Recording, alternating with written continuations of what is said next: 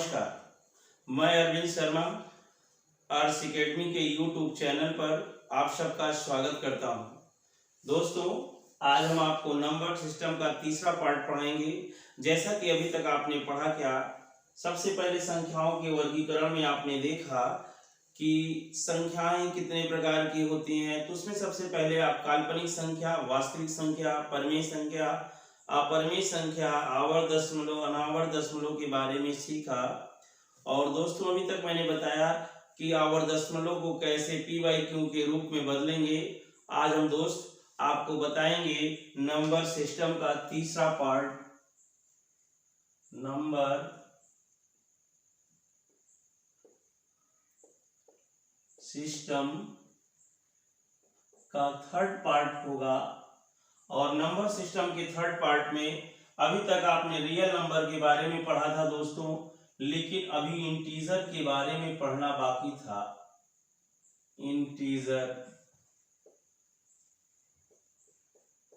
Integer का मतलब दोस्तों क्या होता है? पूर्णांक होता है।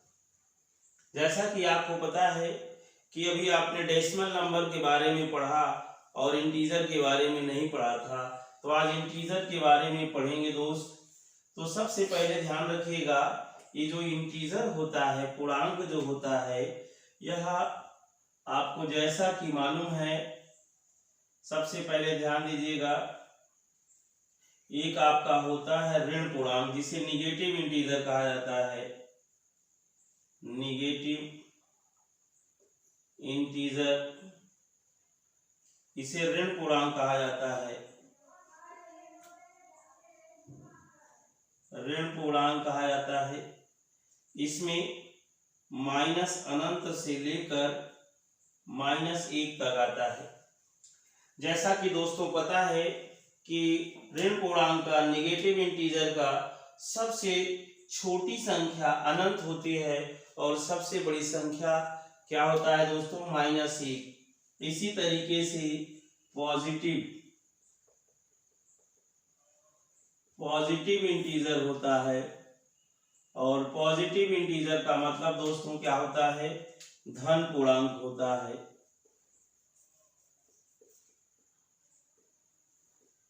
धन पूर्णांक होता है। और इस धन पूर्णांक में सबसे छोटी संख्या 1 होती है और सबसे बड़ी संख्या क्या होती है? अनंत होती है। और इन दोनों को जोड़ने वाला जिसे जीरो कहा जाता है, जीरो का मतलब क्या होता है? शून्य होता है दोस्तों। जीरो का मतलब क्या होता है? शून्य।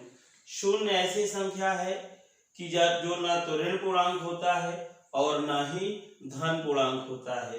लेकिन एक चीज ध्यान रखिएगा दोस्तों, ये आपको जो धन पूर्णांक और ऋण पूर्णांक है, पॉजिटिव और इंटीजर, इनको जोड़ने का काम करता है। इनको जोड़ने का काम करता है।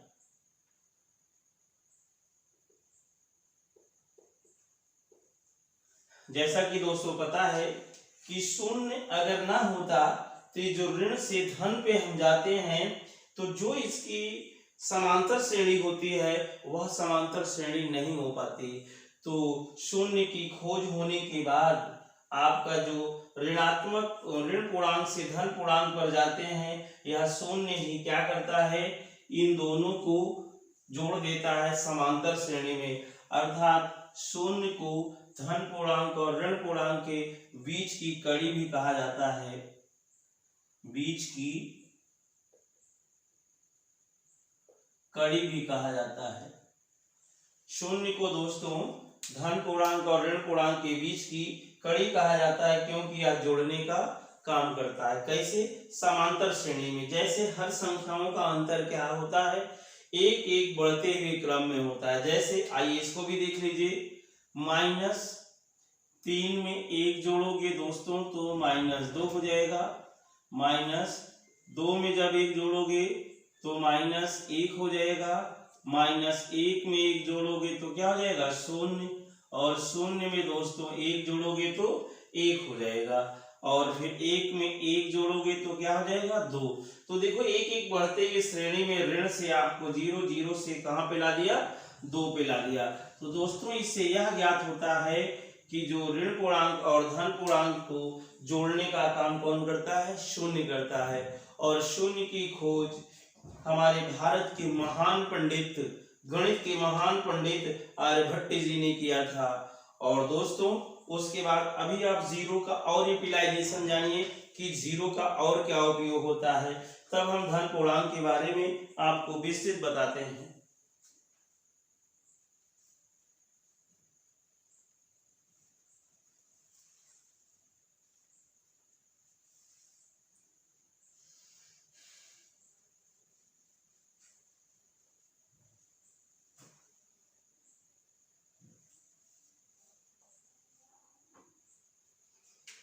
तो शून्य के बारे में दोस्तों और क्या जानना है आपको, ध्यान दीजिएगा। ये जो शून्य है, शून्य का जब शून्य में भाग दिया जाता है, शून्य में शून्य से भाग दिया जाता है, शून्य में संख्या से भाग दिया जाता है, संख्या में शून्य से भाग दिया जाता है। तो दोस्तों ध्यान रखिएगा, नोट्स के रूप में लिखना हो तो लिख लीजिए कि शून्य का शून्य में भाग देने पर भागफल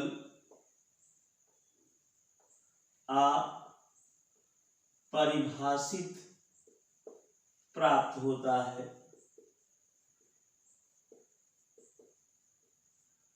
शून्य का शून्य में भाग देने से भागफल अपरिभाषित प्राप्त होता है, लेकिन शून्य में संख्या से भाग देने पर भागफल शून्य प्राप्त होता है।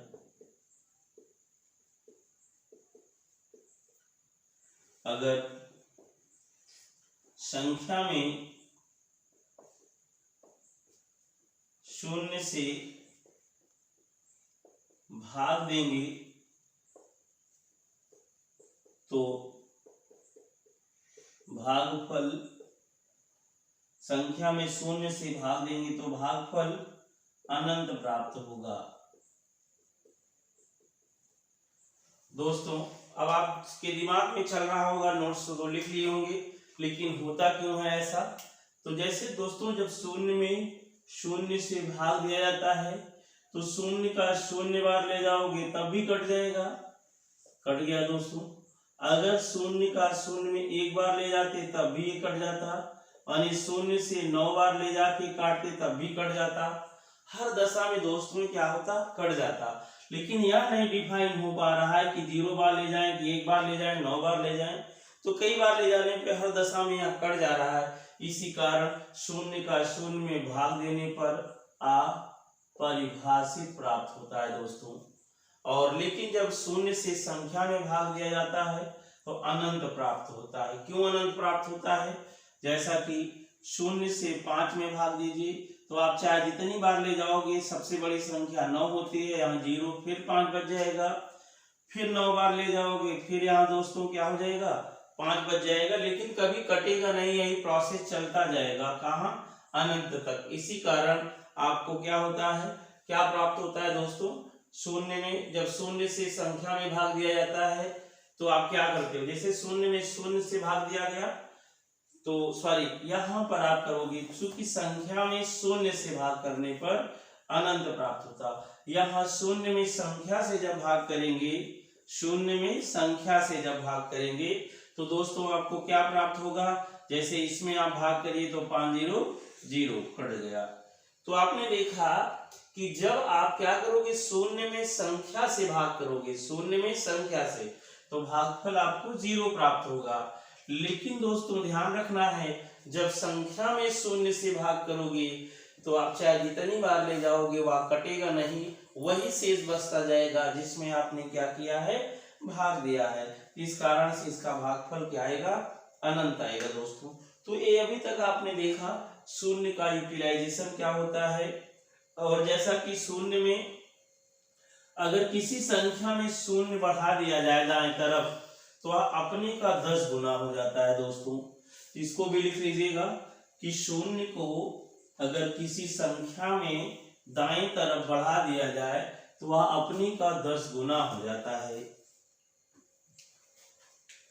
जैसे अगर आपने देखा कि यहां पर किसी संख्या की दाएं तरफ 0 बढ़ा दिया जाए तो वह संख्या अपने की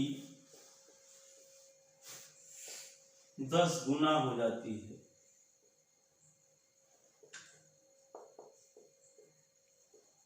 अपने की दोस्तों कितनी गुना हो जाती है?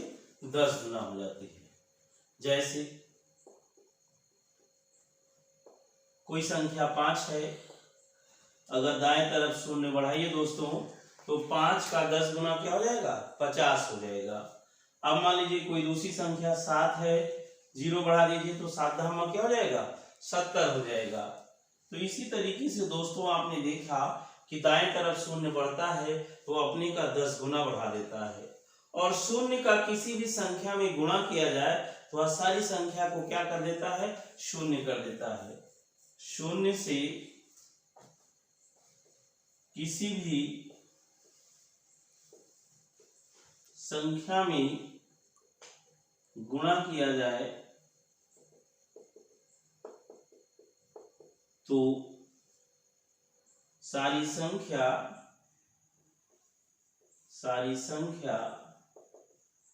0 हो जाती है। जैसे 70 में 0 से गुणा करोगे तो क्या हो जाएगा? 0 हो जाएगा दोस्तों। तो इस तरीके से आपको ध्यान रखना है कि किसी भी संख्या में आप गुणा करोगे तो वैल्यू क्या हो जाती है? 0 हो जाती है। 0 का किसी भी संख्या में गुणा करेंगे तो वैल्यू 0 हो जाएगी। लेकिन दोस्तों एक चीज और ध्यान रखना है, यदि आप 0 के अलावा, जैसे अभी आपने पढ़ा धन पूर्णांक, तो धन पूर्णांक में ध्यान दीजिएगा दोस्तों कि अगर 0 बढ़ा दिया जाए, जैसे आपने देखा 1 2 3 4 था, इसके पहले 0 लगा दिया जाए तो आपने देखा कि धन पूर्णांक के पहले अगर 0 लग जाता है तो आप पूर्ण संख्या बन जाती है। अर्थात आप लिख सकते हो धन पूर्णांक की शुरुआत अगर 0 से करें तो वह पूर्ण संख्या बन जाती है। पूर्ण संख्या बन जाती है। अर्थात दोस्तों ध्यान रखिएगा कि अगर पूर्ण संख्या की शुरुआत किससे होती है? 0 से होती है, और प्राकृतिक संख्या की शुरुआत किससे होती है? 1 से होती है। तो अब दोस्तों अभी हम बताएंगे, अभी धन पूर्णांक से आपका निकलना शुरू हुआ क्या? प्राकृतिक संख्या, पूर्ण संख्या, भाज्य संख्या, अभाज्य संख्या, सम संख्या, विषम संख्या, अभी सारी संख्याएं आपको दोस्तों प्राप्त हो जाएंगी। तो अभी तक आपने देखा, और इसको जैसे कि आप अपना वीडियो थोड़ा सा स्लो मोड में करके आप इसको नोट करते जाइएगा, और दोस्तों मेरा वीडियो देखते समय आप लोग कॉपी कलम लेके बैठ जाया करिए और जितने पॉइंट हैं उसको नोट कर लिया करिए। आपको कहीं भी मैथ पढ़ने की जरूरत ही नहीं पड़ेगी, और कोई भी कंपटीशन होगा आप इजी तरीके से क्रैक कर जाएंगे। तो हाँ, ध्यान दीजिएगा दोस्तों, सबसे पहले हम होल नंबर के बारे में बताते हैं। होल नंबर, जिसे पूर्ण संख्या भी कहा जाता है। दोस्तों जब संख्याओं की शुरुआत 0 से होती है शून्य से होती है तो वह पूर्ण संख्या कहलाती है। लेकिन दोस्तों एक चीज ध्यान रखना है, किसी एक विशेष संख्या को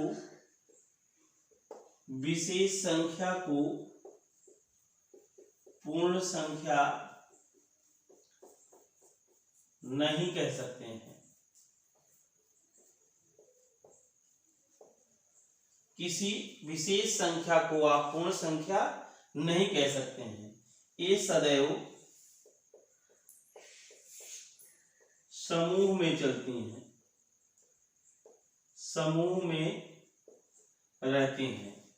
तो ध्यान रखना है दोस्तों कि यह अगर आप कहो कि 0 क्या है, पूर्ण संख्या, 1 एक पूर्ण संख्या है, 2 पूर्ण संख्या, तो स्पेशली किसी एक नंबर को आप पूर्ण संख्या नहीं कह सकते हो, क्योंकि पूर्ण संख्या सदैव क्या होता है कि 2 4 6 संख्याओं समूह में रहती हैं, तभी उन्हें पूर्ण संख्या कह सकते हैं। इसी कारण जैसे 0 1 2 3 4 है तो आप इन्हें पूर्ण संख्या कह सकते हो। इसी कारण इन्हें क्या कहा जाता है, सेट ऑफ होल नंबर कहा जाता है।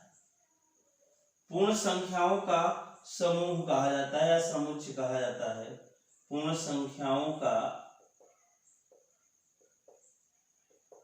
समुच्चय कहा जाता है या समुच्चय कह सकते हैं आप, ठीक है। तो ध्यान रखना है कि यह क्या होता है, पूर्ण संख्याओं का समुच्चय, माने स्पेशली किसी एक नंबर को आप पूर्ण संख्या नहीं कह सकते हो दोस्तों। तो इन्हें आपको समूह में ही लेके चलना है। तो लेकिन आपको ध्यान रखना है इसकी यूटिलाइजेशन कहाँ पे अभी है। अभी जैसे कहा जाता है प्रथम 20 पूर्ण संख्याओं का औसत ज्ञात कीजिए, योग ज्ञात कीजिए, या प्रथम 111 पूर्ण संख्याओं के योग या इकाई का अंक ज्ञात करिए, जैसा कि पिछली बार सीजीएल मेंस में एक क्वेश्चन भी पूछा गया था। तो दोस्तों आपको ध्यान रखना है, अभी आपने पढ़ा क्या, होल नंबर, अब आप पढ़ेंगे नेचुरल नंबर।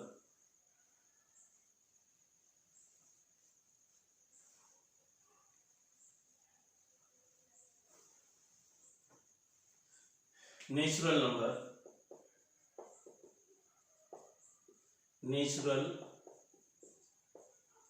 नंबर अर्थात प्राकृतिक संख्या। ये जो होल नंबर होती है दोस्तों, इसकी शुरुआत 1 से होती है। तो जब संख्या की शुरुआत लिखते समय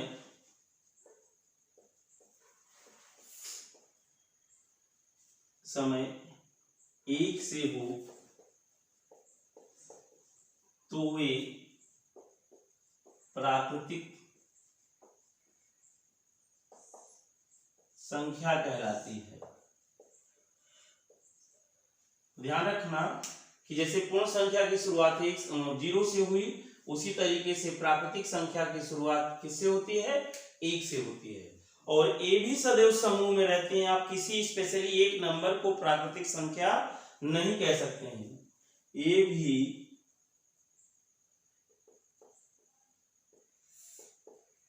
समूह में चलती हैं।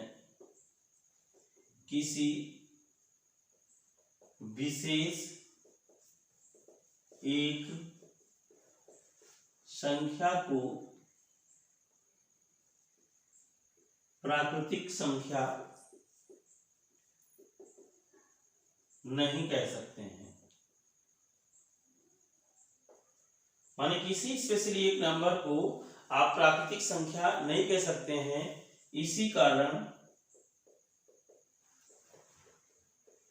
कारण इन्हें भी सेट ऑफ नेचुरल नंबर कहा जाता है। जैसे 1 2 3 4 5, माने ये भी समूह में रहेंगे। इन्हें भी क्या कहा जाएगा, सेट ऑफ नेचुरल नंबर, अर्थात प्राकृतिक संख्याओं का समुच्चय। तो दोस्तों आपने ध्यान दिया कि अभी आपने होल नंबर पढ़ा और क्या पढ़ा, पूर्ण संख्या और प्राकृतिक संख्या। आपने देखा कि न पूर्ण संख्या किसी स्पेसिफिक नंबर को कह सकते हैं और न तो प्राकृतिक संख्या का, सिर्फ दोनों में अंतर है कि वह 0 से शुरू होती है और यह 1 से शुरू होती है। और दोस्तों ध्यान रखना है कि प्राकृतिक संख्याओं से और पूर्ण संख्याओं से सवाल भी आते हैं, तो अभी हम केवल आपको पहचान करा रहे हैं। अब दोस्तों अब आपको हमको बताना है सम संख्या, विषम संख्या और क्या बोलते हैं भाज्य संख्या, अभाज्य संख्या, इस तरीके की सारी संख्याओं को बताना है। तो आपको हम नेक्स्ट वीडियो में बताएंगे। लेकिन दोस्तों एक ध्यान रखिएगा, अगर आप हमारा वीडियो देखते हैं तो आपको ध्यान रखना है कि आपको मैथ कहीं और पढ़ने की जरूरत ही नहीं पड़ेगी। आपको एक एक पॉइंट सारा चीज बता दिया जाएगा यहाँ पे, और आप अपने दोस्तों को भी बता दीजिए कि आप क्या बोलते हैं कि सर हैं मैथ को एकदम बेसिक से बताते हैं, सारी चीजें बताते हैं। और कभी अगर आपका मैथ से सिलेक्शन रुक रहा होगा तो वह मैथ से सिलेक्शन अब आपका रुकना बंद हो जाएगा और 100% सिलेक्शन हो जाएगा दोस्तों। लेकिन एक चीज ध्यान रखिएगा, आप अगर इसका लाभ उठा रहे हैं, जैसे आपको जानकारी हो जा रही है, तो आप अपने दोस्तों को जरूर इसको शेयर करिए, उन्हें बोल दीजिए कि सब्सक्राइब कर लें, जिससे कि हम सारे वीडियो बनाएं और अगर अपलोड करें तो आपको सरलता से मिल जाए। तो दोस्तों आज इतना ही, से इस नेक्स्ट वीडियो में।